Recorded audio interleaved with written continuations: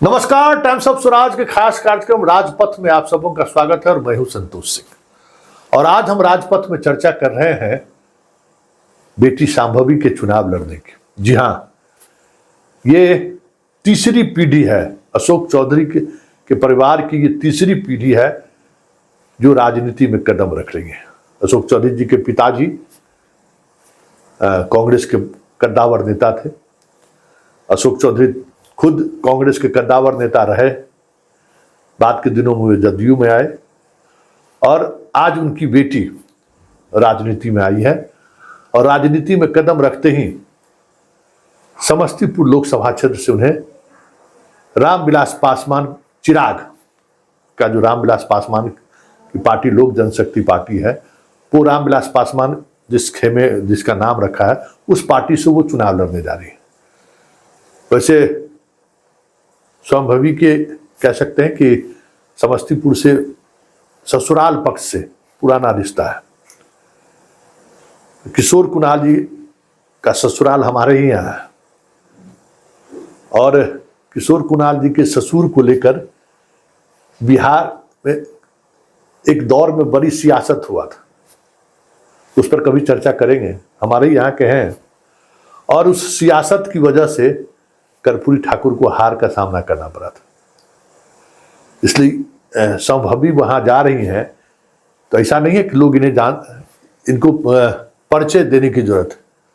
अब इनके शांभवी के हस्बैंड का ही ननिहाल हमारे यहाँ है, मतलब समस्तीपुर जिला। हालांकि लोकसभा क्षेत्र वो नहीं पड़ेगा, लेकिन लोग जानते, सब सारे के सारे लोग इनको जानते, इसलिए परिचय के ये मोहताज नहीं है।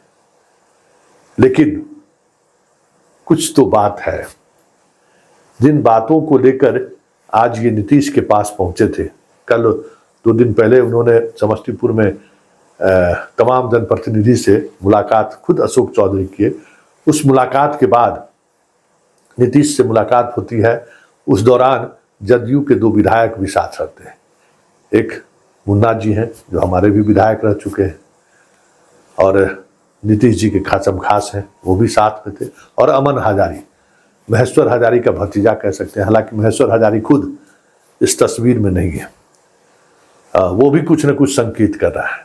लेकिन इससे इतर जो सबसे महत्वपूर्ण बात है कि बेटी शांभवी को चाचा के आशीर्वाद के बगैर समस्तीपुर से लोकसभा पहुंचना मुश्किल ही नहीं, नामुमकिन है। क्योंकि रामविलास के पासवान के परिवार को लेकर उस इलाके के लोगों के दिल में आज भी एक कसक है कि रोसड़ा लोकसभा क्षेत्र का कभी वो प्रतिनिधित्व करते थे रामविलास पासवान। संकट के समय में जब लालू से उनका रिश्ता कुछ करवाहट रिश्तों में बनी थी तो वो रोसड़ा भाग कर आए थे और रोसड़ा की जनता ने उनको सर आंखों पर बिठाया था। लेकिन बाद के दिनों में वो फिर हाजीपुर शिफ्ट कर गए और अपने भाई रामचंद्र पासवान को वहां से सांसद बना दिया। और रामचंद्र पासवान के सांसद रहते ही रोसड़ा पार्लियामेंट कंस्टिट्यूएंसी का नाम मिट गया, इतिहास में दर्ज हो गया।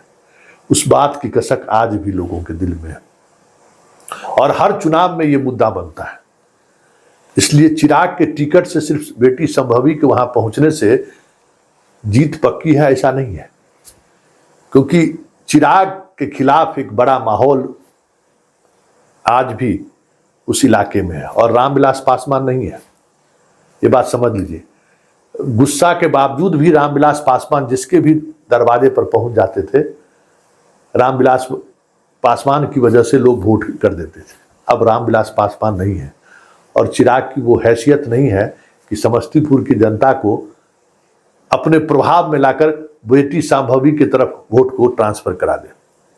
इसलिए शांभवी पूरी तौर पर नीतीश पर निर्भर है, क्योंकि वहां से नीतीश के 3 विधायक हैं समस्तीपुर लोकसभा क्षेत्र में।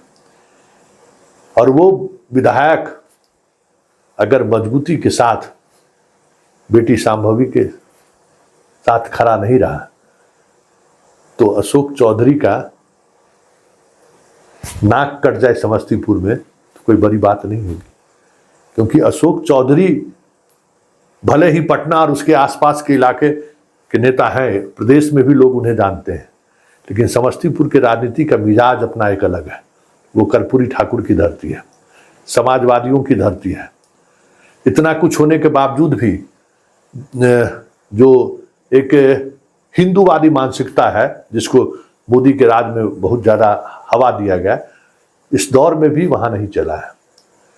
चिराग पासवान का भी नहीं चला। नीतीश के खिलाफ वहाँ चिराग पासवान हर कंस्टिट्यूंसी में उम्मीदवार खड़े किए। मध्य बिहार में नीतीश को नुकसान पहुँचा पाए, लेकिन समस्तीपुर में वो नुकसान नहीं पहुँचा पाए। मतलब वहाँ वोटिंग का जो पैटर्न है या वोट जिस तरीके से लोग देते हैं, उसमें विचारधारा महत्वपूर्ण है।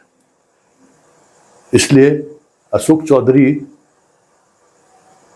समस्तीपुर चुनाव लड़ने का फैसला जिस भी परिस्थिति में लिए हो, चुनाव आसान नहीं होगा, क्योंकि विचारधाराओं की बात जब होगी तो फिर विचारधाराओं की जो करवाहट है, उस करवाहट का असर संभवी के भविष्य पर दिखने लगे तो ये भी कोई बड़ी बात नहीं होगी, क्योंकि चिराग को लेकर बेहतर माहौल नहीं है लोगों का वहां। चिराग को लेकर भरोसा भी नहीं है। इसलिए संभवी की जीत और संभवी की हार सब कुछ निर्भर करता है अंकल नीतीश जी पर। चलिए, राजपथ में आज इतना ही। फिर किसी दूसरे मुद्दों, इसी तरीके के राजनीतिक मुद्दों के साथ हमारी आपकी मुलाकात होगी। फिलहाल हमें इजाजत दीजिए। नमस्कार।